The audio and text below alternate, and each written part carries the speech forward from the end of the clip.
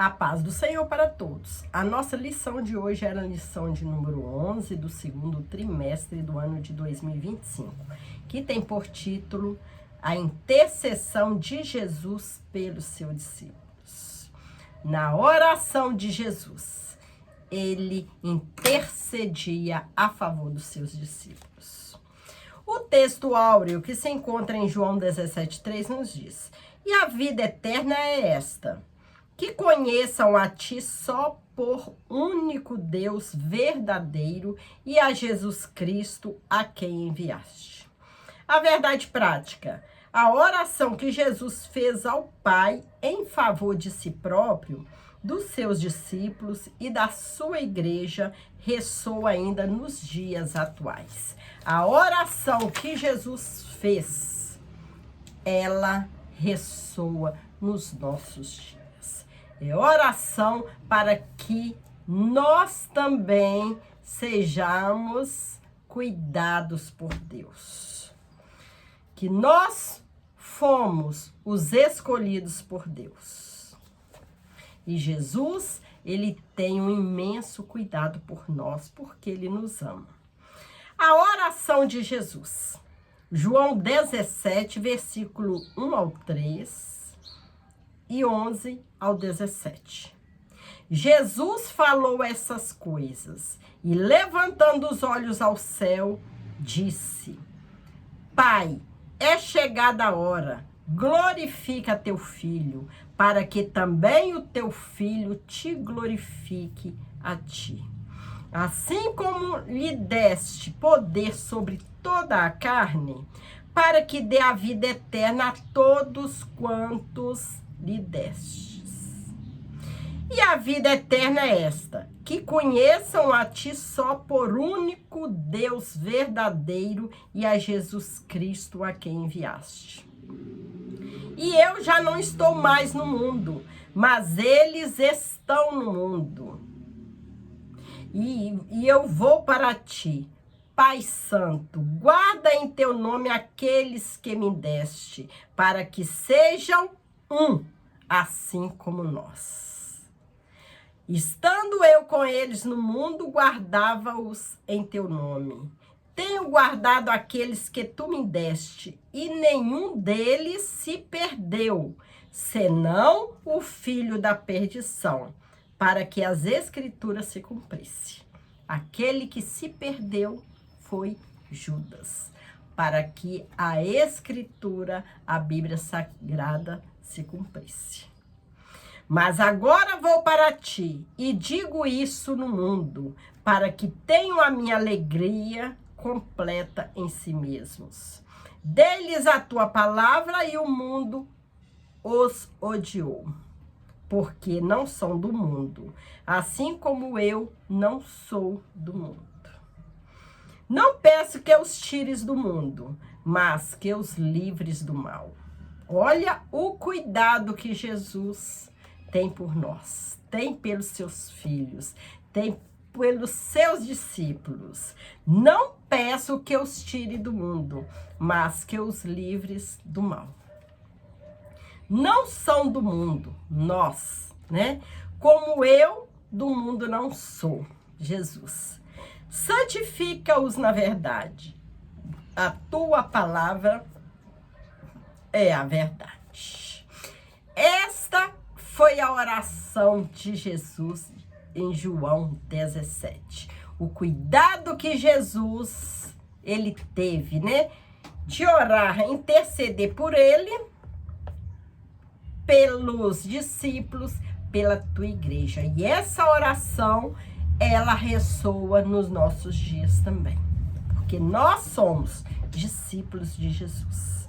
A oração sacerdotal de Jesus é uma importante lição sobre a unidade do povo de Deus, no seu reino e o propósito de promover o evangelho de Jesus ao mundo. A igreja de Jesus é uma unidade. Entre todas as orações do Senhor documentadas nos evangelhos, é indiscutível que foi João quem relatou, possivelmente a mais elevada oração de Jesus. No início de João 17:1 está escrito: Jesus falou essas coisas. Essa frase remete ao discurso do Senhor sobre a vinda do Espírito como Consolador, né? Que Jesus, ele prometeu que ele iria para o Pai, mas não deixaria os discípulos, os teus servos, os teus seguidores órfãos. Ele mandaria o Consolador, que é o Espírito Santo. E o Espírito Santo, ele está conosco nos tempos atuais também. E ele vai ficar conosco, nos consolando, nos ajudando, nos dando autoridade, ousadia de pregar o Evangelho até a volta do Senhor Jesus. Certamente o local onde o Senhor se encontrava era o mesmo em que partilhou a última ceia com os seus discípulos. Em relação à oração de Jesus, no capítulo 17, os estudiosos costumam se referir a ela como a oração intercessória, a oração sacerdotal de Jesus ou a oração da consagração. Nosso Senhor apresentou essa oração em pelo menos 3 partes.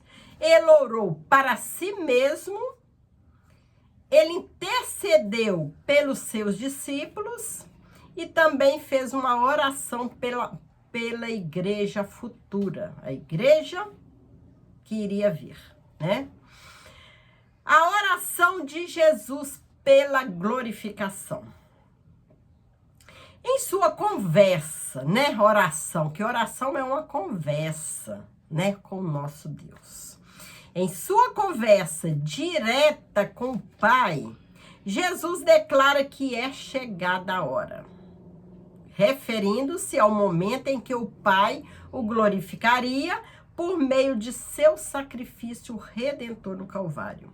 Nosso Senhor expressa: glorifica teu filho para que também o teu filho te glorifique. Que tipo de glorificação é essa? Mediante a sua morte, o mundo conheceria e a vida eterna seria oferecida a todos que o aceitassem como Salvador de suas vidas. Jesus, ele tinha que sofrer, tinha que morrer na cruz, para que nós pudéssemos ter a liberdade de chegar até o Pai, para que nós tivéssemos o privilégio de sermos chamados de filhos de Deus e sermos salvos, perdoados e um dia morar com o Senhor no céu. Glorificar alguém significa torná-lo conhecido. Jesus seria reconhecido como Filho de Deus, o Salvador do mundo. Que ele morreu, mas como Filho de Deus, ele ressuscitou. A mesma glória com o Pai. No versículo 5 está escrito: e agora glorifica-me tu, ó Pai, junto de ti mesmo, com aquela glória que tinha contigo antes que o mundo existia. Na realidade, o que Jesus solicita é a glorificação mútua entre o Filho e o Pai. Somente o nosso Senhor, o Filho de Deus, poderia fazer tal pedido por essa glorificação. Uma honra que ele possuía antes do mundo existir. Antes que o mundo existisse, Jesus já possuía essa glória. Esta declaração evidencia a divindade de Jesus, ao revelá-lo como um com o Pai. Assim, com base nessa igualdade com o Pai, o pecador que confessa e se arrepende de seus pecados recebe a vida eterna e conhece pela fé o único Deus verdadeiro e a Jesus Cristo, a quem enviaste. Todos nós que nos arrependemos dos nossos pecados, aceitamos Jesus, reconhecemos Jesus como Salvador, nós fomos perdoados, fomos salvos, e se perseverarmos, né, no caminho santo do Senhor, perseverar em oração, em jejum, estudo da palavra, perseverar na obediência a Deus, a palavra de Jesus, a palavra santa, nós um dia iremos morar no céu com o Senhor. E a Deus, tristeza, a Deus, trabalho, a Deus, perseguição, morte, tudo que é ruim no céu não há. Glória a Deus, é precioso, é maravilhoso servir ao nosso Deus, com sinceridade, com fidelidade, porque o que o Senhor nos prometeu, Ele vai cumprir. Um dia Jesus vai voltar, e a volta dele, pelos sinais que está tendo no mundo, está breve. A intercessão pela proteção dos discípulos. Jesus, ele orava, ele intercedia a favor da proteção dos discípulos. No versículo 6, ele intercede por seus discípulos e pela unidade entre eles, uma vez que seriam os responsáveis por continuar a obra de Jesus, que Jesus havia começado aqui na terra. Para o Pai, o nosso Senhor se refere aos discípulos como homens que do mundo me deste. O Redentor revela que seus discípulos pertenciam ao Pai e que este os entregou a ele. Eram teus e tu me deste, e guardaram a tua palavra. Ao longo de quase 4 anos, Jesus investiu nesses homens. Jesus ensinou a palavra, ensinou o amor, ensinou como eles deveriam proceder, como deveriam orar, né? Tratar uns aos outros. Foi um grande mestre Jesus. Ele ensinou aos homens. Jesus investiu nesses homens que se mostraram fiéis, pronto para prosseguir com a missão de evangelização, né? Eles continuaram a evangelizar. E os que eles foram ganhando para Jesus foram evangelizando e chegou até nós. E nós também vamos continuar evangelizando através de nós, que Deus nos usa como instrumento para trazer a palavra santa, trazer Jesus aos que ainda não conhecem. E através de nós, Deus usa para ganhar mais vidas para o reino de Deus. Mais seguidores, até que Jesus venha e leve a tua igreja para o céu. Essa obra, essa missão é de Deus. Essa missão não para, só vai parar quando Jesus voltar e levar a sua igreja. Os discípulos receberam a palavra, essa palavra maravilhosa, essa palavra que cura, que liberta, que salva. No versículo 6, Jesus referiu-se ao Pai, afirmando que os seus discípulos mantiveram a palavra, a mensagem recebida, e guardaram a tua palavra. É isso que os discípulos fizeram. E os discípulos, nós, atuais, precisamos fazer. Ouvir a palavra e guardar a palavra. A palavra santa tem que ser guardada no nosso coração. Ao vivermos conforme a palavra de Deus, aceitamos e obedecemos os ensinamentos de Cristo, podemos testemunhar o Evangelho com credibilidade. Ao testemunhar o Evangelho, né? Ao levar o evangelho às pessoas, nós precisamos ter bons testemunhos. Obedecer a palavra de Deus. Para quando nós formos levar a verdade àqueles que não conhecem. Que eles possam ver Cristo em nós. Que possam ver a mudança que há entre nós. A diferença de nós, servos do Senhor, com o mundo. Ver a diferença dos que servem a Deus e os que não servem. E o crente precisa ter testemunho. Precisa vigiar. Falar o menos possível, né? Para não errar.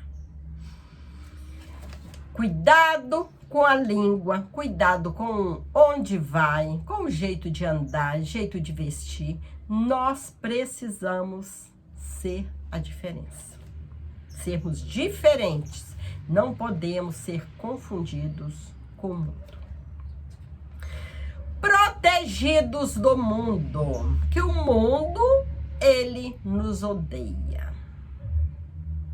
O versículo 14 afirma: dei-lhes a tua palavra e o mundo os odiou. O mundo nos odeia porque nós não somos do mundo. Porque não são do mundo, assim como eu do mundo não sou. Jesus não era do mundo. É importante prestar atenção ao termo mundo. Este pode referir ao universo criado ou à humanidade, os seres humanos. No entanto, aqui Jesus se refere ao sistema espiritual governado por Satanás. O apóstolo Paulo descreve este mundo como um governo espiritual maligno. Por conseguinte, o nosso Senhor deseja que o Pai guarde os seus discípulos desse sistema mundano, que é incompatível com o Evangelho, sobre a influência do príncipe deste mundo. E Jesus, em suas orações, ele pedia a Deus que guardasse os seus discípulos, os seus seguidores. E a oração pela unidade da igreja. A igreja é um corpo com vários membros. Nessa terceira parte da sua súplica, Jesus pediu pela unidade da igreja, mais do que uma unidade de natureza eclesiástica ou orgânica. Jesus intercedeu pela harmonia espiritual do seu povo. Nosso Senhor ansiava por uma união genuína, tal como a que existe entre ele e o Pai. Essa foi a súplica do nosso Senhor, para que todos sejam um, assim como tu, ó Pai, está em mim e eu em ti. A igreja do Senhor é uma unidade. A igreja do Senhor crê no Senhor Jesus como Salvador. Prega o único Deus. Crê, serve ao único Deus. É um corpo com vários membros e que o cabeça dessa igreja que governa todo esse corpo é o nosso Senhor Jesus Cristo.